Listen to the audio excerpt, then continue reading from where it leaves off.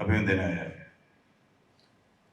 പ്രാന്തപ്രചാരക് ശ്രീ സുദർശൻ അവർകളെ, രക്ഷാ president Shri KC Narendran, പ്രാന്തപ്രചാർ പ്രമുഖ് ശ്രീ M ബാലകൃഷ്ണൻ അവർകളെ, നമുക്കെല്ലാം പ്രിയപ്പെട്ട ശ്രീ ഉണ്ണി മുകുന്ദൻ, ശ്രീ വിഷ്ണു മോഹൻ, ശ്രീ വിശ്വരാജ്, പ്രിയപ്പെട്ട സഹോദരി സഹോദരന്മാരെ, സുഹൃത്തുക്കളെ, രക്ഷയുടെ ഈ ചടങ്ങിൽ പങ്കെടുക്കാൻ ഒരവസരം ലഭിച്ചതിൽ എനിക്ക് അതിയായ സന്തോഷമുണ്ട്. അതിന് സുദർശൻജിയോടും ഇതിൻ്റെ ഭാരവാഹികളോടും ഞാൻ നന്ദി പറയുകയാണ്. എനിക്കൊരു ചെറിയ പരാതിയുണ്ട്, എനിക്കൊരു അമളി പറ്റി. ഞാൻ കൽക്കട്ടയിലെ പത്രക്കാരോടൊക്കെ പറഞ്ഞിരിക്കുന്നത് എൻ്റെ പ്രായം 30+ ആണെന്നാണ്. ഇന്നിപ്പോൾ ഒരു 51കാരൻ വന്ന് പറയുകയാണ് അത് 7ാം ക്ലാസ് പഠിക്കുമ്പോഴേ ഞാൻ ഉണ്ട്.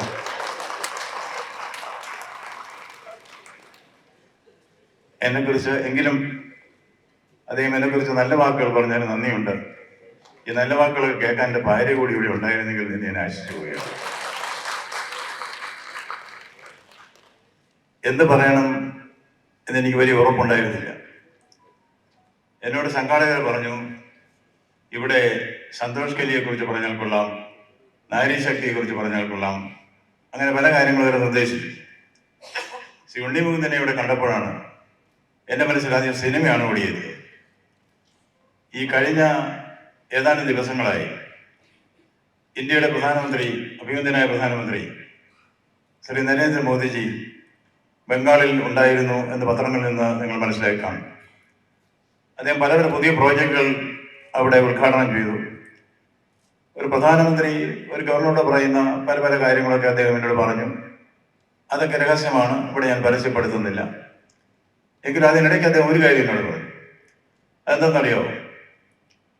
ആനന്ദ് ബോസ് ആർട്ടിക്കിൾ 370 എന്ന് പറഞ്ഞ സിനിമ കണ്ടോ? എനിക്ക് അതിശയമായിരുന്നു. കാരണം ഒരു പ്രധാനമന്ത്രി സാധാരണ സിനിമക്കാരുമല്ല പറയുന്നത്. പക്ഷേ ഞാൻ പറഞ്ഞത് കണ്ടില്ല സാർ, നിങ്ങൾ ഉടനെ കാണണം. അത് സ്പെഷ്യൽ ഷോ കണ്ടാൽ പോരാ, തിയേറ്ററിൽ പോയി തന്നെ കാണും. ഈ സിനിമ കാണാൻ ഇവിടുത്തെ ഗവർണർ എത്തി എന്നുള്ള ജനങ്ങൾ അറിയണം. പോകാൻ എന്ന് പറഞ്ഞു. അദ്ദേഹത്തെ ഫ്ലൈറ്റിൽ COP ചെയ്ത ഉടൻ തന്നെ ഞാൻ തിയേറ്ററിൽ പോയി സിനിമ കണ്ടു. ഈ സിനിമ കണ്ടു കഴിഞ്ഞാൽ അതിനെക്കുറിച്ച് ഞാനൊരു റിവ്യൂ എഴുതി. അദ്ദേഹം തന്നെ പറഞ്ഞിരുന്നു സിനിമ കാണണം, അതിനെക്കുറിച്ച് അഭിപ്രായം പറയണം. എൻ്റെ മനസ്സിൽ ആദ്യം തോന്നുന്നത് ഒരു കഥയാണ്. ഈ ആർട്ടിക്കിൾ 370 സിനിമയല്ല. ആർട്ടിക്കിൾ 370 നമുക്കറിയാം, കാശ്മീരിനെ അടിമത്തത്തിൽ വിമോചിപ്പിച്ചു വെച്ച ധീരമായൊരു നടപടിയാണ് ആർട്ടിക്കിൾ 370 നിർത്തലാക്കിയത് എന്ന് ഞാൻ പറയാതെ തന്നെ നിങ്ങൾക്കൊക്കെ അറിയാം. ഒരിടത്തൊരിടത്ത് ഈ കഥയെല്ലാം അങ്ങനെ തുടങ്ങുമെന്ന് എവിടെ എഴുതി വെച്ചിട്ടുണ്ടോ? ഒരു കാട്ടിലെ രാജാവ്, സിംഹത്തിന് എല്ലാവർക്കും പേടിയാണ്, ബഹുമാനമാണ്. അപ്പൊ സിംഹത്തിന്റെ മകൻ ലയൺ പ്രിൻസ്, അവൻ ഓർത്തു എന്നെ ആരും ബഹുമാനിക്കുന്നില്ല, ഞാൻ എന്താ ചെയ്യാം. അവനൊരു പരിപാടി കണ്ടുപിടിച്ചു. അവനൊരു മാൻ ഓഫ് ഐഡിയാസ് ആയിരുന്നു ഇവിടെ കാട്ടില്. അവന് കിട്ടിയ ഒരു ഐഡിയയാണ്, രാവിലെ അച്ഛൻ ഇറങ്ങുന്നതിന് മുമ്പ് അവന് കാട്ടിലൂടെയൊക്കെ ഒരു നടത്തം, കാണുന്ന മൃഗങ്ങളെയൊക്കെ വിരട്ടും. ആദ്യം ഒരു മാൻപേടയെ കണ്ടു. മാൻപേടയോട് ചോദിച്ചു, ആരാണ് കാട്ടിലെ രാജാവ്? മാൻപേട പേടിച്ച് വിറച്ചു പറഞ്ഞു, തിരുമേനി, അങ്ങാണ് ഈ കാട്ടിലെ രാജാവ്. അത് കഴിഞ്ഞൊരു കാട്ടുപോത്ത് വന്നു. കാട്ടുപോത്തിനോട് ചോദിച്ചു, ആരാണ് കാട്ടിലെ രാജാവ്? കാട്ടുപോത്ത് തുറിച്ചു നോക്കി, തറയിൽ ചവിട്ടി ഒരു ശബ്ദം വെച്ചിട്ട് ഉത്തരം പറയാതെ ദേഷ്യപ്പെട്ടങ്ങ് പോയി. അപ്പോഴാണ് ഒരൊറ്റയാൻ ചിഹ്നം വിളിച്ച് തുമ്പിക്കൈ ഉയർത്തി ബഹളം വെച്ച് വരികയാണ്. അതിൻ്റെ മുമ്പിൽ ചെന്നിട്ട് നമ്മുടെ സിംഹക്കുട്ടൻ ചോദിക്കുകയാണ്, ആരാണ് കാട്ടിലെ രാജാവ്? ആന എന്ത് ചെയ്യുന്നു? മതം പൊട്ടി നിൽക്കുന്ന ഒറ്റയാന. ആന ഇവനെ തുമ്പിക്കൈയിൽ ഒറ്റ ഏറ് വെച്ചു. ഒരു പാറയിൽ അടിച്ച് ചോര വന്ന് ചട്ടി വന്നിട്ട് ആനയോട് ചോദിക്കുക, ഈ ലയൺ പ്രിൻസ്, ആനയങ്ങളെ ഞാനൊരു ചോദ്യം ചോദിച്ചെന്നല്ലേ ഉള്ളൂ, ഉത്തരം പറയാമോ? അത് പറഞ്ഞപ്പോൾ ഇങ്ങനെ വേണോ? അതാണ് ആർട്ടിക്കിൾ 370. ആർട്ടിക്കിൾ 370 അതാണ്. ഒരു ചോദ്യം ചോദിച്ചത് എന്തേ ഉള്ളൂ? India has arrived. അത് നമ്മൾ മനസ്സിലാക്കി. India is great. We asserted India is great. India is strong. We asserted India is strong. ഇന്ന് ലോകം മുഴുവൻ സമ്മതിക്കുന്നു മേരാ ഭാരത് മഹാൻ. ഇവിടെ മാത്രം ചിലർക്ക് അതിൽ സംശയം. ഇന്നിവിടെ സോഷ്യൽ മീഡിയയെ കുറിച്ച് പറഞ്ഞു. അന്നും സോഷ്യൽ മീഡിയ ഉണ്ട്. ഈ സോഷ്യൽ മീഡിയ നറേഷൻ, നമുക്കറിയാം, സത്യം പുറത്തു കൊണ്ടുവരുന്നവരാണ് നമ്മുടെ മീഡിയക്കാർ. അതിലവരെ ഞാൻ അഭിനന്ദിക്കുന്നു. ഇന്ത്യൻ ജനാധിപത്യം ഉയർന്നു നിൽക്കുന്നതിൽ പ്രധാന കാരണം പത്രസ്വാതന്ത്ര്യം തന്നെയാണ്. അതുകൊണ്ടാണ് ഇന്ത്യയുടെ മഹാനായ പ്രധാനമന്ത്രി പത്രസ്വാതന്ത്ര്യത്തെ ഉയർത്തിപ്പിടിക്കുന്നത്. ചില വിമർശനങ്ങളൊക്കെ ഉണ്ട് എന്ന് ഞാൻ മനസ്സിലാക്കുന്നെങ്കിലും പോലീസുകാർ പറയുന്നു, പത്രപ്രവർത്തകരുടെ തലതട്ടപ്പനായ പോലീസുകാർ, അവർ റിപ്പബ്ലിക് ആൻഡ് ഇറ്റ്സ് പ്രസ്, അവർ republic and its press will rise or fall together എന്ന്. ഇത് നാം ഉൾക്കൊള്ളുന്നു. എന്നാൽ നറേറ്റീവ് അതല്ല. മീഡിയ പ്രവർത്തനം വേറെ, പത്രപ്രവർത്തനം വേറെ, മാധ്യമ പ്രവർത്തനം വേറെ, നറേറ്റീവ് വേറെ.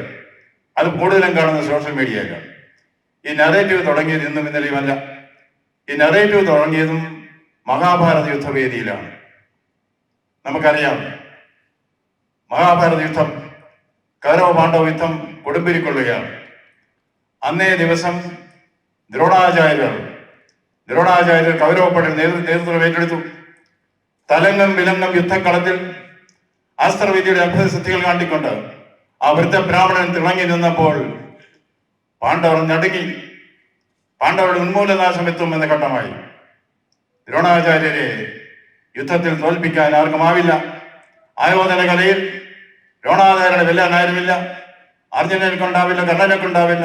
അർജുനനും കർണനും ഭീമസേനയും ഒന്നിച്ചു നിന്നാലും ദ്രോണാചാര്യയെ ആയോധന വിദ്യയിൽ തോൽപ്പിക്കാനാവില്ല. പിന്നെ എന്ത് ചെയ്യും? പാണ്ഡവർക്ക് ഉന്മൂലനാശമാക്കി എന്ന ഘട്ടം വന്നു. അപ്പോൾ കൃഷ്ണൻ പറഞ്ഞു, പാണ്ഡവരെ ദ്രോണരെ യുദ്ധത്തിൽ തോൽപ്പിക്കാനാവില്ല. പക്ഷേ ദ്രോണർ സ്വയം ആയുധം ഉപേക്ഷിക്കും. ഇതെങ്ങനെ സാധിക്കും? അതിനും കള്ളകൃഷ്ണന്റെ കയ്യിൽ ഒരു വഴിയുണ്ട്. അദ്ദേഹം പറഞ്ഞു, സ്വന്തം മകനായ അശ്വത്ഥാമാവ് മരിച്ചു എന്ന് കേട്ടാൽ ദ്രോണാചാര്യരുടെ ആയുധം ഉപേക്ഷിക്കും. ഇത് കേട്ട മാത്രയിൽ ഭീമസേനൻ അശ്വത്ഥാമാവ് എന്ന ആനയെ ഗത കൊണ്ട് അടിച്ചു കൊന്നു. യുദ്ധക്കളത്തിൽ പറഞ്ഞു വരുത്തി അശ്വത്ഥാമാവ് മരിച്ചു എന്ന് നറേറ്റീവ്. ഈ വാർത്ത വൃദ്ധബ്രാഹ്മണനായ ദ്രോണരുടെ ചെവിയിലും എത്തി. ദ്രോണരാകെ തളർന്നു. എങ്കിലും അദ്ദേഹം യുദ്ധക്കളമല്ലേ, ഇത് സത്യമാവണമെന്നില്ല, വെറും നെറേറ്റീവാണ്. അദ്ദേഹം സത്യം അറിയാൻ വേണ്ടി സത്യത്തിന്റെയും ധർമ്മത്തിന്റെയും ആകത്തുകയായ ധർമ്മപുത്രരെ സമീപിച്ചു. തന്റെ ശിഷ്യനായ ധർമ്മപുത്രരോട് ചോദിച്ചത് ശരിയാണോ? ധർമ്മപുത്രർ, സാക്ഷാൽ ധർമ്മദേവന്റെ പുത്രനായ യുദ്ധത്തിന്റെ വേദിയിൽ വെച്ച് തന്റെ ഗുരുനാഥനോട് പറഞ്ഞു, അശ്വത്ഥാമാഹത കുഞ്ചര, അശ്വത്ഥാമാവ് മരിച്ചു എന്ന് ദ്രോണർ കേൾക്കെ ഉറക്കെയും അശ്വത്ഥാമാവ് എന്ന ആന എന്നാരും കേൾക്കാതെ പതുക്കെ ദ്രോണരുടെ കയ്യിൽ നിന്നും അമ്പും വില്ലും നിലംപതിച്ചു. ഒപ്പം ധർമ്മവും നിലംപതിച്ചു. അപ്പോൾ ധർമ്മ യുദ്ധത്തിന്റെ വേദിയിൽ വെച്ച് പുത്രർക്ക് ധർമ്മച്യുതി സംഭവിക്കാമെന്നുണ്ടെങ്കിൽ ഞാനും നിങ്ങളും സാധാരണക്കാർ ധർമ്മച്യുതിയുടെ പടുകുഴിയിലേക്ക് ആണ്ടുപോയില്ലെങ്കിൽ ഇതിൽ അത്ഭുതമുള്ളൂ. ഇന്ന് ജനാധിപത്യത്തിൽ മീഡിയയുടെ സത്യസന്ധ പ്രവർത്തനത്തിന്റെ ഒപ്പം നിന്നുകൊണ്ട് പാരലൽ പ്രവർത്തനമാണ് സോഷ്യൽ മീഡിയയിലെ ഇതുപോലെ നാരേറ്റീവ്സ്. അതിനെതിരായി നിൽക്കാൻ കഴിഞ്ഞാൽ ഒരു വലിയ കാര്യമാണ്, പ്രത്യേകിച്ച് നവതലമുറ. സത്യമായി തന്നെ മുൻപോട്ട് വരണം. ആഫ്രിക്കയിലെ ഒരു കഥയുണ്ട്. യോറുബ വംശങ്ങളിൽ നൈജീരിയയിൽ സത്യവും അസത്യവും കൂടപ്പുറപ്പുകളാണ്. ഒരിക്കൽ അസത്യം സത്യത്തോട് പറഞ്ഞു, നമുക്ക് ഈ ആറൊന്ന് നീന്തി കടക്കാം. ഒരു സൗഹൃദ മത്സരം. സത്യം സമ്മതിച്ചു. സത്യം ആറ്റുതീരത്തെത്തി, വസ്ത്രമൊക്കെ മാറ്റി ആറ്റിലേക്ക് എടുത്തിയാടി നീന്താൻ തുടങ്ങി. അസത്യം എന്ത് ചെയ്തു? അസത്യം ഈ തക്കം നോക്കി സത്യത്തിന്റെ ഉടയാടകളെല്ലാം എടുത്തിട്ട് ഞെളിഞ്ഞ് അണിഞ്ഞൊരുങ്ങി പട്ടണത്തിലേക്ക് പോയി. സത്യം വരുന്നു എന്ന് കേട്ട നാട്ടുകാരെല്ലാം ഓടിക്കൂടി. അസത്യത്തെ സത്യമാണെന്ന് ധരിച്ച് അവരെല്ലാം ആദരിച്ചു, പ്രകീർത്തിച്ചു. അത് ആർപ്പുവിളികളോടെ മുൻപോട്ട് കൊണ്ടുപോയി. അപ്പോഴാണ് നീന്തെല്ലാം കഴിഞ്ഞ് സത്യം വരുന്നത്. സത്യം കാണുന്നു, തൻ്റെ ഉടയാടകൾ അവിടെ ഇല്ല. ആകെ അവിടെ ഉള്ളത് അസത്യത്തിൻ്റെ വസ്ത്രങ്ങൾ മാത്രമാണ്. എന്ത് വന്നാലും അസത്യത്തിൻ്റെ വസ്ത്രങ്ങൾ ഞാൻ അണിയില്ല എന്ന് സത്യം തീരുമാനിച്ചു. സത്യം വസ്ത്രങ്ങളില്ലാതെ പട്ടണത്തേക്കാണ്. അങ്ങനെയാണ് ഈ നഗ്നസത്യം എന്നുള്ള പദം തന്നെ ഉണ്ടായത്. ഈ നഗ്നസത്യത്തെ കണ്ട ആളുകളെ കൂകി വിളിച്ചു. നഗ്നസത്യത്തെ ആർക്കും വേണ്ട. കൂകി വിളിച്ച് കല്ലെറിഞ്ഞു, ഓടിച്ചു. പക്ഷെ കുറെ കഴിഞ്ഞപ്പോൾ അവർക്ക് മനസ്സിലായി അസത്യം സത്യത്തിന്റെ ഉടയാടകളിൽ നിന്ന് വന്നതായിരുന്നു എന്ന്. ഇന്ന് മാധ്യമപ്രവർത്തനം ഒരു വശത്ത്, നെറേറ്റീവ്സ് വേറെ വശത്ത്. മാധ്യമപ്രവർത്തകർ സത്യത്തിനായി നിൽക്കുന്നു, ചില നെറേറ്റീവുകാർ സത്യത്തിന്റെ കുപ്പായം വിട്ടുകൊണ്ട് അണിഞ്ഞിറങ്ങുകയാണ്. ഇതിനെ പൊളിച്ചു കാണിക്കാനാണ് ലക്ഷ്യമിടുന്നത് എന്ന് കാണുന്നതിൽ അതിയായ സന്തോഷം. എനിക്ക് ഈ അനുഭവിച്ച ഒരു കാര്യം പറയുകയാണ്. ഇവിടെയും പറഞ്ഞു കേട്ടു. അതായത് സന്ദേശ് ഖലി എന്നൊരു ഗ്രാമപ്രദേശം, ഗ്രാമത്തിലെ തുരുത്താണ്, ഗംഗയിലുള്ള ഒരു തുരുത്താണ്. 3000 ആളുകൾ പാർക്കുന്ന ഒരു തുരുത്ത്. അങ്ങോട്ടേക്ക് വാഹന സൗകര്യമില്ല, പാലമില്ല. നമ്മൾ വന്ന് ഇറങ്ങിയിട്ട് വള്ളത്തിലോ ബോട്ടിലോ ഒക്കെ ആയിട്ട് വേണം അക്കരെ കിടക്കാൻ. ഇൻസുലാരിറ്റി എന്ന് പറയാറുണ്ടല്ലോ, അങ്ങനെ ജീവിക്കുന്ന ഒരു കൂട്ടരാണ്. ഞാനന്ന് കേരളത്തിൽ എനിക്ക് ആകെ അനുവദിച്ചിരുന്ന 1 മാസം 2 ദിവസം അവധിയാണ്. ചക്കുളത്തുകാവിൽ പോകാൻ 1 ദിവസം എനിക്ക് അനുവദിക്കും. അതിന് മുമ്പിലും ഒരു ദിവസം ഞാൻ എങ്ങനെ തട്ടിയെടുക്കും. ആ 2 ദിവസത്തേക്ക് ഞാൻ കേരളത്തിൽ വന്നപ്പോൾ എൻ്റെ അടുത്ത് ചിലർ വന്ന് പറഞ്ഞു, സന്ദേശ് ഖലി എന്ന സ്ഥലത്ത് അവിടെ ചില ഗുണ്ടകളെന്ന് പറഞ്ഞാൽ ഷെയ്ഖ് ഷാജഹാൻ, നമ്മളൊക്കെ ഷാജഹാൻ എന്ന് പറഞ്ഞാൽ ഷാജഹാൻ ചക്രവർത്തിയാണ്, ഇദ്ദേഹം അതിനേക്കാൾ വലിയ ആളാണ് അവിടെ. അദ്ദേഹം വരും, അദ്ദേഹത്തിൻ്റെ ഗുണ്ടകളുമുണ്ട്. ഇത് സത്യമാണെന്ന് എനിക്ക് ഇന്നലെ തോന്നിയില്ല. ഞാനും അതിന് നറേറ്റീവ് ആയിരിക്കും. ഇവിടെ എന്നെ വിളിച്ച് പറഞ്ഞ ആൾ സത്യസന്ധനായിരുന്നുകൊണ്ട് ഞാൻ സീരിയസ് ആയിട്ട്. അവർ ചെയ്യുന്നത് എന്താണെന്നറിയോ? അച്ഛനും അമ്മയും പ്രായമായ മകളും ഉള്ളവർ പാർക്കുന്ന ഒരു വീട്, അങ്ങോട്ടേക്ക് രാത്രി 7-8 മണിയാവും ഒരു ഗുണ്ടത്തലവൻ വന്നിട്ട് പറയും, മകളെയും ഭാര്യയും ഇന്ന് വൈകിട്ട് പാർട്ടി ഓഫീസിലേക്ക് അയക്കണം. എതിർക്കുമെന്ന് അറിയാമല്ലോ, ന്യായമായും ഭർത്താവ് എതിർക്കും. ഭർത്താവിനെ അവിടെ വെച്ച് തന്നെ അടിച്ച് താഴെ ഇവരും കൊണ്ട് പോകും. 2-3 ദിവസം കഴിഞ്ഞ് തിരിച്ചയക്കുള്ളൂ. ഇതൊക്കെ കെട്ടുകഥയാണെന്നാണ് ഞാൻ ധരിച്ചത്. എന്ന് മാത്രമല്ല, ഇതിനെ ആരെങ്കിലും എതിർത്ത് കഴിഞ്ഞാൽ ആ പാവപ്പെട്ടവരുടെ അവിടെ ഈ ചെമ്മീൻ വളർത്ത് കേന്ദ്രമാണ്. ചെറിയ സ്ഥലം, 5 സെന്റ് 10 സെന്റ് 15 സെന്റിലൊക്കെ ചെമ്മീൻ വളർത്താണ്. ആരെങ്കിലും എതിർത്ത് കഴിഞ്ഞാൽ അവരുടെ 10 സെന്റ് 50 സെന്റ് പിടിച്ചങ്ങ് എടുക്കും. എന്ന് മാത്രമല്ല, അവിടെ കുട്ടികൾക്ക് ക്രിക്കറ്റ് കളിക്കാൻ, ഫുട്ബോൾ കളിക്കാൻ ഒരു മൈതാനം ഉണ്ടായിരുന്നു. ആ മൈതാനം ഗുണ്ടാ സംഘം ഏറ്റെടുത്തു. ആർക്കും അങ്ങോട്ട് കടക്കാൻ പറ്റിയില്ല, പരാതി പറയാൻ പറ്റിയില്ല. എന്തുകൊണ്ട്? അവിടെ നിരോധനാജ്ഞയാണ്, അതുകൊണ്ട് ആർക്കും അങ്ങോട്ട് പോകാൻ പറ്റില്ല. ഇത്രയും പറഞ്ഞപ്പോൾ ഞാൻ ഓർത്തു, ഞാൻ ഈ പദവി ഇട്ടുകൊണ്ട് ഇവിടെ ഈ കുപ്പായം ഇട്ടുകൊണ്ടിരിക്കുന്നത് എന്തെങ്കിലും ചെയ്യണ്ടേ? വയസ്സ് 73 ഇനിയിപ്പോ ദൈവത്തിന് നിരക്കുന്ന കാര്യങ്ങളൊക്കെ ചെയ്ത് മനുഷ്യർക്ക് എന്തെങ്കിലുമൊക്കെ സഹായം ചെയ്ത് മുകളിലേക്ക് പോവുക എന്നുള്ളത് മാത്രമേ എനിക്ക് ലക്ഷ്യമുള്ളൂ. ഞാൻ എൻ്റെ കേരളത്തിലെ ചടങ്ങുകളൊക്കെ നിർത്തിവെച്ചിട്ട് ഞാൻ അങ്ങോട്ടേക്ക് പോയി. അവിടെ ചെന്നപ്പോൾ എനിക്ക് ഔദ്യോഗികമായി വളരെ മര്യാദയ്ക്ക് തന്നെയാണ് എന്നോട് പറഞ്ഞു, ഗവർണർ സാർ ആ സ്ഥലത്തേക്ക് പോകണ്ട. എന്തുകൊണ്ട്? അത് സാറേ, അങ്ങയുടെ സുരക്ഷിതത്വം ഞങ്ങൾക്ക് ഏർപ്പെടുത്താൻ കഴിയില്ല. നല്ല ഉദ്ദേശത്തോടുകൂടി പറഞ്ഞാണ്. അപ്പം ഞാൻ പറഞ്ഞു, എനിക്ക് അങ്ങനെ വലിയ സുരക്ഷിതത്വം ഒന്നും വേണ്ട. ഞാനങ്ങ് പോയി.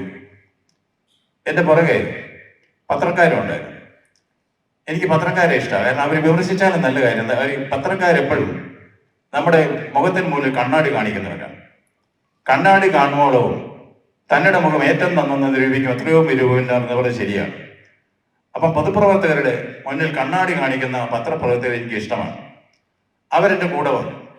ഒരു 10 വാഹനങ്ങളിലായിട്ട് അവർ വന്നു.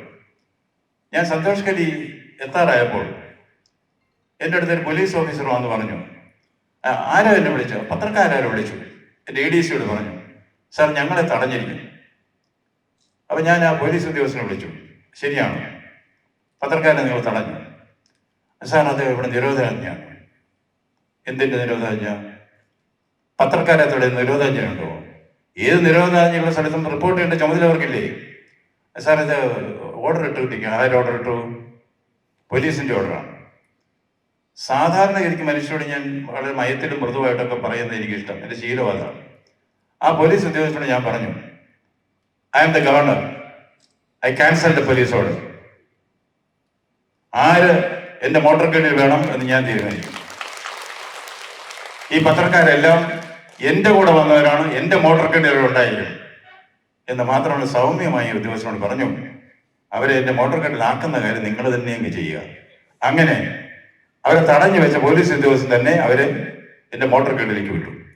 അവർ വന്ന് ആദ്യമായിട്ടാണ് ഇതെന്നെ വെള്ളരിക്കപ്പെടണമാണോ?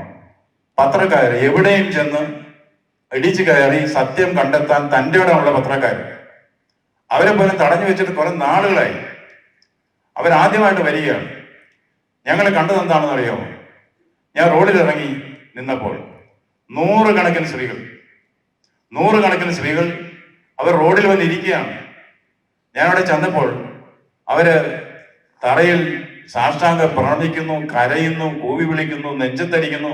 ഹൃദയഭേദകമായ കാഴ്ചയാണ് കണ്ടത്. ഞാനൊരു സമാധാനിപ്പിക്കാൻ ശ്രമിച്ചു.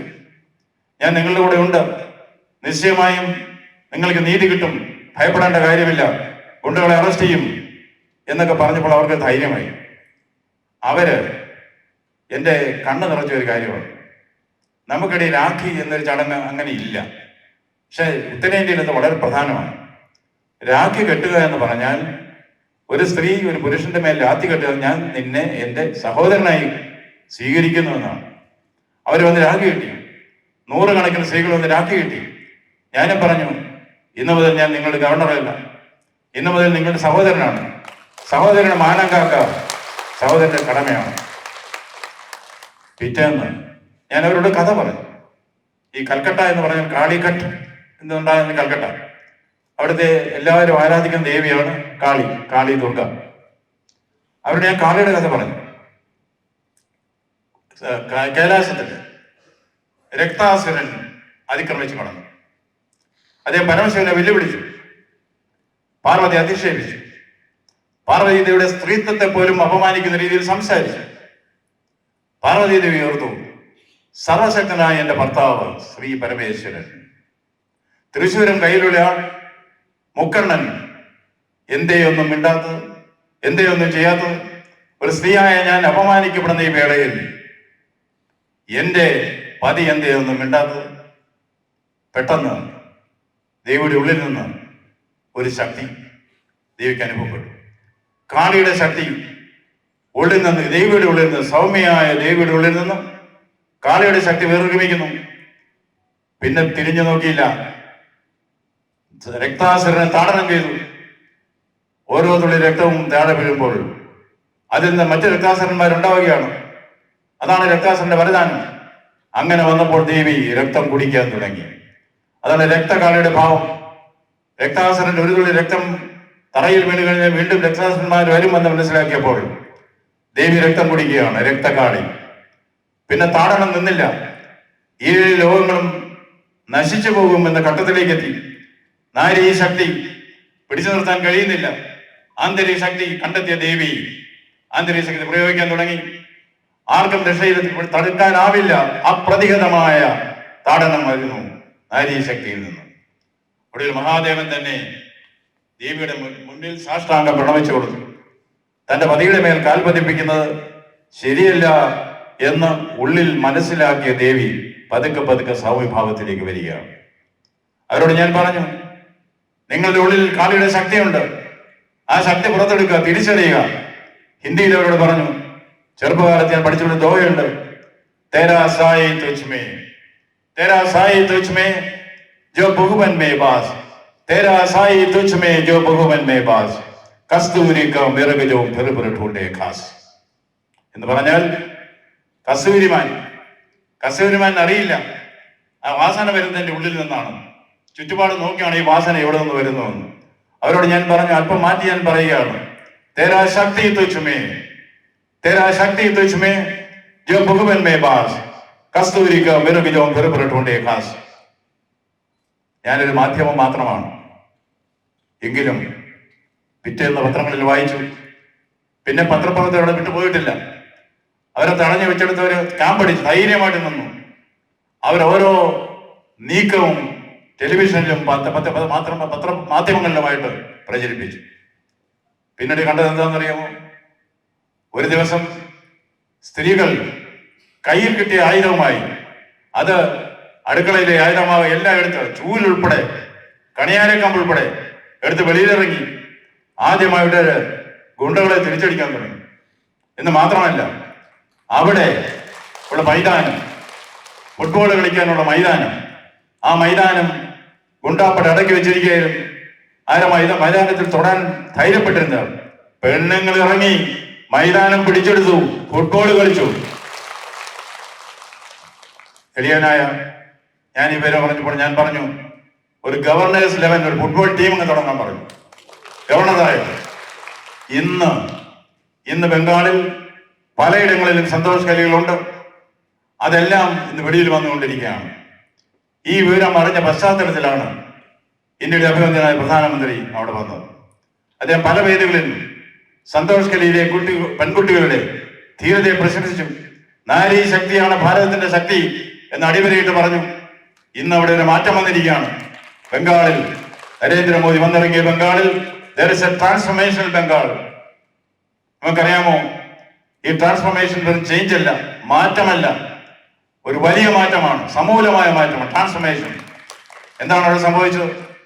ഈസ്റ്റർ 1916 എന്നുള്ള കവിതയിൽ അയർലൻഡിലെ ഈസ്റ്റർ വിപ്ലവത്തിന്റെ പശ്ചാത്തലത്തിൽ നൊബേൽ ജേതാവായ WS എഴുതുന്നത് എന്താണെന്നറിയാമോ? സാധാരണക്കാർ, ഗുമസ്തന്മാർ, അധ്യാപകന്മാർ, പാടത്ത് പണിയെടുക്കുന്നവരൊക്കെ വിപ്ലവ വീര്യത്തോട് ഞങ്ങൾക്ക് സ്വാതന്ത്ര്യം വേണം എന്ന് പറഞ്ഞിട്ട് തെരുവിലിറങ്ങിയപ്പോൾ സ്വാതന്ത്ര്യം ലഭിച്ചു.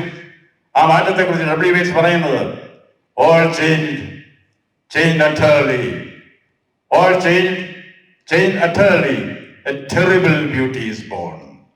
ഇന്ന് ബംഗാളിൽ all change utterly, a terrible beauty is born. ഇത് കൊണ്ടുവന്നവരാണ് രാഷ്ട്രീയ പ്രവർത്തകരല്ല, ഇത് കൊണ്ടുവന്ന അവിടുത്തെ സ്ത്രീകളാണ്, അവിടുത്തെ അമ്മമാരാണ്. അവരുടെ ആന്തരിക ശക്തി തിരിച്ചറിഞ്ഞ് കഴിഞ്ഞു. ഇനി പുറകോട്ടില്ല. നമുക്കറിയാം, വേദങ്ങളിൽ പറയാറുണ്ട്, എത്ര നാര്യസ്തു പൂജ്യന്തി, എത്ര നാര്യസ്തു പൂജ്യന്തി.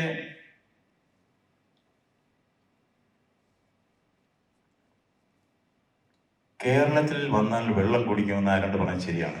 വെള്ളം കുടിക്കും.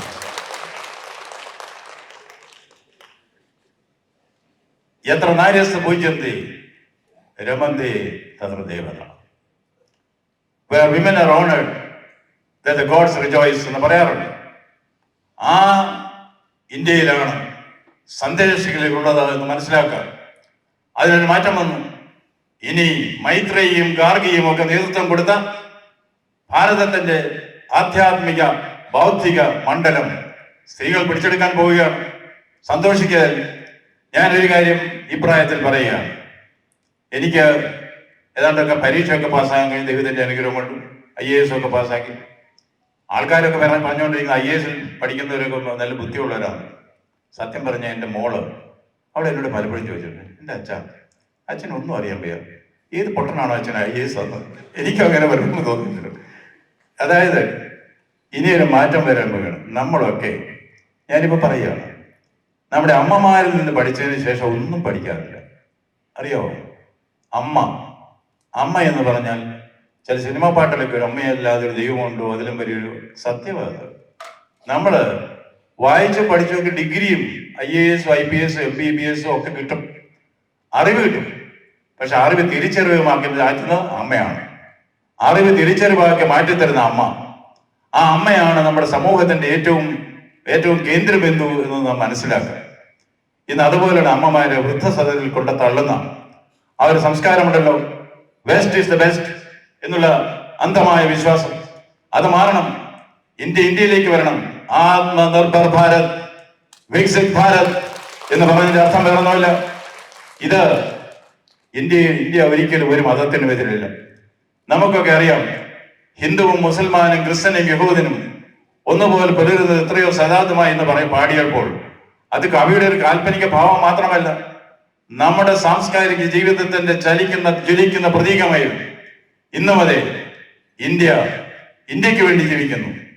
മേരാ ഭാരത് മഹാൻ. എന്താണ് ഭാരതീയത? എന്താണ് ഭാരതീയത എന്ന് ചോദിച്ചാൽ, it's A feeling. I belong not to the south or the north or the east or the west. I belong to the whole of India and the whole of India belongs to me. ഇത് മറച്ചു വെച്ചുകൊണ്ട് ഇന്ത്യയെ ശിഥിലീകരിക്കാനും ശിഥിലീകരണ ശക്തികൾക്ക് പിന്തുണ അറിയാൻ ആരെങ്കിലും ശ്രമിച്ചാൽ, എന്തെങ്കിലും നെറേറ്റീവ് അതിനുണ്ടായാൽ അതിനെ ചെറുത്ത് തോൽപ്പിക്കേണ്ടത് ആവശ്യം തന്നെയാണ്. ഇന്ത്യ അതിന്റെ ആന്തരിക ശക്തി മനസ്സിലാക്കണം. ഒരേ ഒരു ഇന്ത്യ, ഒരൊറ്റ ജനത എന്ന് പറയുന്നത് ഒരു വിശ്വാസ പ്രമാണമാണ്. ആ ദേശീയതയിലേക്ക് നമ്മുടെ രാജ്യത്തെ കൈപിടിച്ചുയർത്താൻ നമുക്ക് കഴിയണം. ഞാൻ ഇന്ന് ബംഗാളിന്റെ ഗവർണറാണ്. അതുകൊണ്ട് രവീന്ദ്രനാഥ് ടാഗോറിനെ ഉദ്ധരിച്ചുകൊണ്ട് പറയുകയാണ്. ഞാൻ ഈ പറയാൻ പോകുന്ന ബംഗാളിയെ കേട്ടോ, തെറ്റാണെങ്കിൽ ക്ഷമിക്കണം. അതിലിപ്പം മലയാളികൾക്ക് ബംഗാളി അറിയാൻ വയ്യാത്തതുകൊണ്ട് ഇച്ചിരി തെറ്റ് പറ്റിയാലും കുഴപ്പമില്ല, ധൈര്യം വേണ്ട പറയാണ്. അദ്ദേഹം പറഞ്ഞെന്താ അറിയോ? ബാംഗ്ലാർ മാട്ടി, ബാംഗ്ലാർ ജോൾ, ബാംഗ്ലാർ ബായു, ബാംഗ്ലാർ ഫൽ, പുനോഹോ പുനോഹോ പുനോഹോ ഹേ ഭഗവാൻ. ബംഗാളിന്റെ മണ്ണ്, ബംഗാളിന്റെ വെള്ളം, ബംഗാളിന്റെ വായു, ബംഗാളിന്റെ ഫലമൂലങ്ങൾ പുണ്യമാവട്ടെ, പുണ്യമാവട്ടെ, പുണ്യമാവട്ടെ. ഇത് ഭാരതത്തെ കുറിച്ചും പറയുകയാണ്. Yes, India is going to be strong. India is strong. We have to assert we are strong. India is great. We have to assert we are great. അതാണ് നാം ചെയ്യേണ്ടത്. ആത്മനിർഭരതയുടെ പാതയിലൂടെ വികസിത ഭാരതം എന്ന സങ്കല്പത്തിലേക്ക് നാം രക്ഷപ്പെട്ടു മുന്നോട്ടേക്കാണ്. തടുക്കാണെങ്കിൽ തടുത്തോളൂ എന്നാണ് നമുക്ക് പറയാനുള്ളത്. ലോകം അംഗീകരിച്ചു കഴിഞ്ഞു. ഇനി ഇന്ത്യ, നമ്മുടെ ആത്മാവ് ശക്തി നാം മനസ്സിലാക്കണം. നമ്മുടെ ഇടയിൽ ഒരു വിശ്വാസമുണ്ട്. നമ്മുടെ മൂർധാവിൽ ഒരു ദേവിയുണ്ട്. ആ ദേവിയുടെ പേരാണ് തഥാ അസ്തു. ഈ തഥാ അസ്തു എന്ന് പറഞ്ഞതിന്റെ അർത്ഥം നമുക്കറിയാം. അങ്ങനെ ആവട്ടെ. അതായത് ക്രിസ്തീയ സഹോദരന്മാർ പ്രാർത്ഥനയ്ക്ക് ശേഷം ഏമൻ എന്ന് പറയില്ല, ആമേൻ, ആ അർത്ഥം തന്നെയാണ്. നാം ഏതെങ്കിലും ഒരു കാര്യം ഇറങ്ങിപ്പുറമുണ്ടോ, എന്നെ കൊണ്ടത് പറ്റില്ല, എനിക്കുള്ള ആളും അർത്ഥം ഒന്നും എനിക്കില്ല, എനിക്കതിനുള്ള കഴിവില്ല, ഞാൻ വിജയിക്കില്ല എന്ന് പറഞ്ഞാൽ ഈ ദേവിയും പറയും തഥാ അസ്തു, അങ്ങനെ തന്നെ ആവട്ടെ. നേരെ മറിച്ച് ഞാൻ വിജയിക്കും, എന്റെ ആകാശത്തെ പിടിച്ചു കെട്ടാൻ അവിടെ ആരുണ്ട്, ജയിക്കാനായി ജനിച്ചവനാണ് ഞാൻ, ജയിക്കുക തന്നെ ചെയ്യും എന്ന് പറഞ്ഞാൽ ദേവി അവതരുന്ന് പറയും തഥാ അസ്തു, അങ്ങനെ തന്നെ ആവട്ടെ. അപ്പോൾ നമുക്ക് നാമേ പടയുന്നത് നാഗം, നരകവും അതുപോലെ എന്ന് പറഞ്ഞത് ശരിയാണ്. India is great, India is strong എന്ന് നാം വിശ്വസിച്ചാൽ India will be strong, India will be great, because India is great, India is strong. ലോകം അത് മനസ്സിലാക്കി കഴിഞ്ഞു. ലോകത്തിൽ നിങ്ങൾ പറയാൻ ഒരു ബുദ്ധിമുട്ടുമില്ല. നിങ്ങൾക്കറിയാമോ, നൂറ്റാണ്ടുകൾക്ക് മുമ്പ്, കഴിഞ്ഞ നൂറ്റാണ്ട്, ദശാബ്ദങ്ങൾക്ക് മുമ്പ് പ്രസിദ്ധ ചരിത്രകാരൻ ആർണോൾഡ് ടോയിൻബി പറഞ്ഞു, A chapter which had A western beginning will have an Indian ending. The only way for the salvation of mankind is the Indian way. ഇത് പറഞ്ഞത് ഇന്ത്യക്കാരനല്ല, ആർണോൾഡ് ടോയിൻബിയാണ്. അതുപോലെ നമ്മുടെ രാജ്യത്തെ മനസ്സിലാക്കാനും നമ്മുടെ ആന്തരിക ശക്തി മനസ്സിലാക്കാനും നമുക്ക് കഴിയണം. അതാവട്ടെ ലക്ഷ്യയുടെ ലക്ഷ്യം എന്ന് ഞാൻ ആശംസിക്കുകയാണ്. നിശ്ചയമായും നിങ്ങൾക്ക് എല്ലാവിധ മംഗളങ്ങളും ഞാൻ നേരുകയാണ്. ഞാൻ അധികം ദീർഘിപ്പിക്കുന്നില്ല. ഇതിനു മുമ്പ് ഒരിക്കൽ പറഞ്ഞ ഒരു കാര്യമാണ്, ഒരിക്കൽ കൂടി ആവർത്തിക്കുകയാണ്. ഞാൻ കൊല്ലത്ത് കളക്ടറായിരുന്നപ്പോൾ അവിടെ ഒരു അന്തർദേശീയ ഇന്റർഫെയ്ത്ത് കോൺക്ലേവ്, നമ്മുടെ ചിക്കാഗോയിലൊക്കെ വിവേകാനന്ദൻ പങ്കെടുത്ത വേൾഡ് പാർലമെന്റ് റിലീജിയൻസ് പോലെ ഇരുന്നു. അപ്പൊ അവിടെ പ്രഗത്ഭരായ പല പ്രസംഗകരും ലോകത്തിന്റെ വിവിധ ഭാഗങ്ങളിൽ നിന്ന് വരുന്ന ബില്ലി ഗ്രഹാം തുടങ്ങിയ പ്രസിദ്ധരൊക്കെ ഉണ്ട്. അന്നത്തെ ദിവസം ചിന്മയാനന്ദ സ്വാമിയാണ് വരേണ്ടത്. അപ്പൊ അദ്ദേഹത്തിന് ഗീതാ പ്രഭാഷണം വളരെ ഗംഭീരമാണ്, നമുക്കൊക്കെ അറിയാം. അപ്പം ഞാനും പോയി, സ്ഥലത്തെ കളക്ടറാണ്. അപ്പം തിരുമേനിയെ സ്വാമിജിയെ ഒന്ന് ബഹുമാനിക്കാം, നേരിട്ട് കാണാം, അദ്ദേഹത്തിന് ഗീതാ പ്രഭാഷണം കേൾക്കാം എന്നൊക്കെ കരുതി പോയതാണ്. ഇടയ്ക്കൊരു അനൗൺസ്മെന്റ്, ഭക്തജനങ്ങളുടെ ശ്രദ്ധയ്ക്ക്, ചിന്മയാനന്ദ സ്വാമിയുടെ വിമാനം 1 മണിക്കൂർ വൈകി.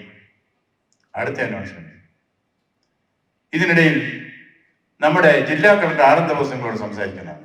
ദൈവമേ, ഇടിപെട്ടേറ്റതുപോലെ എങ്കിലും പറഞ്ഞു പോയില്ലേ, ആയിരക്കണക്കിന് ആളുകളുണ്ട്. ഞാൻ സ്റ്റേജിലേക്ക് കയറിയ വഴിക്കും സംഘാടകർ വിളിച്ചു, വിഷയം എന്താ? വിഷയം കേൾക്കണം. വൈരുദ്ധ്യാത്മക ഭൗതികവാദവും ഭാരതീയ ദർശനവും. എന്തെങ്കിലും എനിക്കൊന്നും മനസ്സിലായില്ല.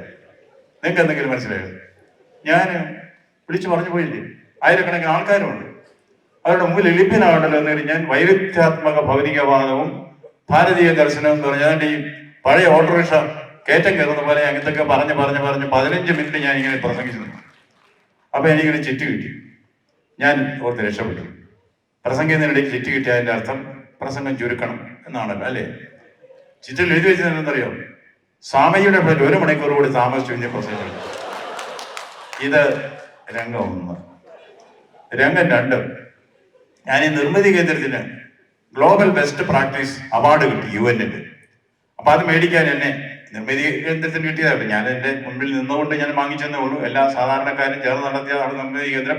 അതിന്റെ ക്രെഡിറ്റ് ഒക്കെ അവർക്ക് തന്നെ കൊടുക്കുന്നു. ഈശ്വരാനുഗ്രഹം കൊണ്ട് അത് മേടിക്കാനുള്ള അവസരം എനിക്ക് കിട്ടുന്നത്. മേടിക്കാൻ പോയി. അപ്പൊ അവർ പറഞ്ഞു ഒരു 3 മിനിറ്റ് പ്രസംഗിച്ചോളാൻ പറഞ്ഞു. ഇപ്പൊ ലോക നേതാക്കളുടെയൊക്കെ മുമ്പിൽ ഒരു 3 മിനിറ്റ് പ്രസംഗിക്കുക എന്നൊക്കെ പറഞ്ഞാൽ ഒരു വലിയ കാര്യമാണ്. അപ്പൊ ഞാനത് 3 മിനിറ്റ് പ്രസംഗിച്ചു. അത് കഴിഞ്ഞ് സന്തോഷമായിട്ട് ഞാൻ മാൻഹാട്ടൻ ഹോട്ടലിൽ വന്ന് റെസ്റ്റ് ചെയ്യും. അപ്പൊ എനിക്കൊരു ടെലിഫോൺ കോൾ. അന്ന് ഇത് ഈ മൊബൈലൊന്നും അത്ര പ്രചാരത്തിലില്ല. Long distance കോളാണ്. ഒരു അങ്ങേ തലയ്ക്കൊരു പ്രായമായ സ്ത്രീയാണെന്ന് മനസ്സിലായി സംസാരത്തിൽ. കൊല്ലത്തൊന്ന് വിളിക്കുക. അപ്പൊ എന്നോട് ചോദിച്ചു, ഡോക്ടർ ആനന്ദ് ബോസ് ആണോ? ഞാൻ അതെ മാഡം. ഡോക്ടർ എനിക്കൊരു സഹായം വേണം. എന്താ മാഡം പറയൂ? ഡോക്ടർ എനിക്ക് 2-3 ദിവസമായിട്ട് ഉറക്കം വരുന്നില്ല. എന്തെങ്കിലും മാഡം. ഞാൻ ധരിച്ചു ഞാൻ മെഡിക്കൽ ഡോക്ടറാണെന്നായിരിക്കും. എൻ്റെ പേര് ഡോക്ടർ ആനന്ദ് ബോസ് എന്നാണല്ലോ. പകരം മാഡം ഞാൻ മെഡിക്കൽ ഡോക്ടറല്ല. എനിക്കെല്ലാം അറിയാം ഡോക്ടർ ബോസ്. ഞാൻ ഇവിടെ ഇപ്പോഴത്തെ കോളേജിൽ ഇംഗ്ലീഷ് പ്രൊഫസറായിരുന്ന സ്റ്റെല്ല റോഡ്രിഗ്സാണ് വിളിക്കുന്നത്. ഓ മാഡം എങ്ങനെയുണ്ട്? അത് സുഖമില്ല ഡോക്ടർ, സുഖമില്ല. ഞാൻ എന്ത് പറ്റി? എന്ത് ചെയ്യണം? അത് ഡോക്ടർ ഒരു സഹായം വേണം. ഞാൻ പറഞ്ഞില്ല എനിക്ക് ഉറക്കം വരുന്നില്ല, എനിക്ക് എന്തെങ്കിലും ഒന്ന് ചെയ്തു തരണം. ഞാൻ ഓർത്തു, മാഡം ഹൈപ്പർ ടെൻഷൻ ഉണ്ടോ? പ്രഷറുണ്ടോ? ഉണ്ട്. ഈ ഉറക്ക ഗുളിക കഴിക്കുന്ന സ്വഭാവം ഉണ്ടോ? പതിവുണ്ടോ? ഉണ്ട്, കഴിക്കാറുണ്ട്. ഇന്ന് 2 ദിവസമായിട്ട് അത് കഴിച്ച് കാണുകയില്ല. അതുകൊണ്ടായിരിക്കും മാഡം ഉറക്കം വരാതെ. അല്ലാതെ ഞാൻ വീനോ ബാലബിറ്റൊക്കെ കഴിച്ചിട്ട് കിടക്കുക. ഞാൻ പിന്നെ എന്താ ചെയ്യേണ്ടത് മാഡം? അത് ഡോക്ടറെ കൊണ്ട് എന്തെങ്കിലും ചെയ്യാൻ പറ്റുള്ളൂ. പറയൂ മാഡം, പ്ലീസ് പറയൂ. അതെ, അന്നിവിടെ കളക്ടർ അയക്കുമ്പോഴേ വൈരുദ്ധ്യാത്മക ഭൗതികവാദത്തെ കുറിച്ച് പ്രസംഗം പ്രസംഗിച്ചിട്ട് അയ്യോ അത് കേട്ട് 1 മിനിറ്റ് കഴിഞ്ഞപ്പോൾ ഉറങ്ങാൻ തുടങ്ങി. ആ പ്രസംഗം ഒന്നുകൂടെ പറയാമോ? എനിക്ക് നല്ലൊരു സ്വഭാവം. അത് പറയിക്കുന്നതിന് മുമ്പ് നിർത്തേണ്ടത് ഒരാവശ്യമായതുകൊണ്ട് മാത്രം ഞാൻ നിർത്തിയാണ്. അല്ലെങ്കിൽ പറഞ്ഞു പോകാൻ എനിക്ക് സന്തോഷമുണ്ട്. വേറൊരു കാര്യം, ഇപ്പോ ഈ ബംഗാളില്, അതായത് ഈ ഗവർണറും മുഖ്യമന്ത്രിയും തമ്മിൽ വഴക്കുണ്ടാക്കണമെന്നാണല്ലോ പൊതുവെ ഈ ഒരു ധാരണ. ഞങ്ങൾക്കവിടെ വഴക്കില്ല. അതെങ്ങനെയെന്ന് ചോദിച്ചാൽ, ഞാൻ എൻ്റെ മുത്തശ്ശി പറഞ്ഞ ഒരു കാര്യം ഇവിടെ ചെയ്തതാണ്. ഞാൻ അവിടെ ചെന്നിട്ട് കീരിയും പാമ്പും കളി നിർത്തി. കീരിയും പാമ്പും കളിക്കണ്ട, പിന്നെ എന്തെങ്കിലും കളിക്കണ്ടേ? അപ്പൊ ഞാൻ എൻ്റെ സഹപ്രവർത്തകരോട് പറഞ്ഞു, നമുക്ക് ടോം ആൻഡ് ജെറി കളിക്കാം. ടോം ആരാ ജെറി ആരാ, നമുക്ക് മാറി കളിക്കാം. ഇടയ്ക്കൊക്കെ ഞങ്ങൾ ഈ സ്നേക്ക് ആൻഡ് ലാഡറൊക്കെ കളിക്കും, എങ്കിൽ വേറെ പ്രശ്നമൊന്നുമില്ല. അതുകൊണ്ട് ഞാനിപ്പോൾ അവിടെ 36 സർക്കാർ സർവകലാശാലകളുടെ ചാൻസലറാണ്.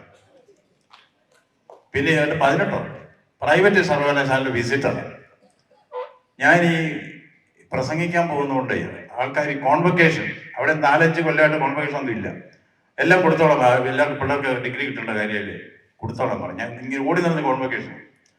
അപ്പൊ ആൾക്കാരൊക്കെ പ്രസംഗത്തിൽ അടിക്കും, ബംഗാളിയൊക്കെ പറയുന്നതുകൊണ്ട് കൈയൊക്കെ അടി കിട്ടും. ഞാനത് എൻ്റെ പ്രസംഗമൊക്കെ കേട്ട് ഇഷ്ടപ്പെട്ടിട്ടായിരിക്കും ഞാനങ്ങ് പോരം പ്രസംഗിച്ചിട്ട് ഒടുവില്ലേ പിള്ളേരെ കണ്ടതില്ല. അപ്പൊ ഞാനങ്ങ് ആളായി. എന്നിട്ട് അവരോട് പറഞ്ഞു, we need educational reform, we need industrial reform, we need cultural reform. ഒരു വിദ്യാർത്ഥി സദസ്സിൽ നിന്ന് പറഞ്ഞു, but you need some chloroform. ഇത് പറയുന്നതിന് മുമ്പ് എല്ലാവിധ മംഗളം നേർന്നു. നിങ്ങൾ ലക്ഷ്യം നേടട്ടെ എന്ന് ആശംസയോട് നിർത്തുന്നു. നമസ്കാരം.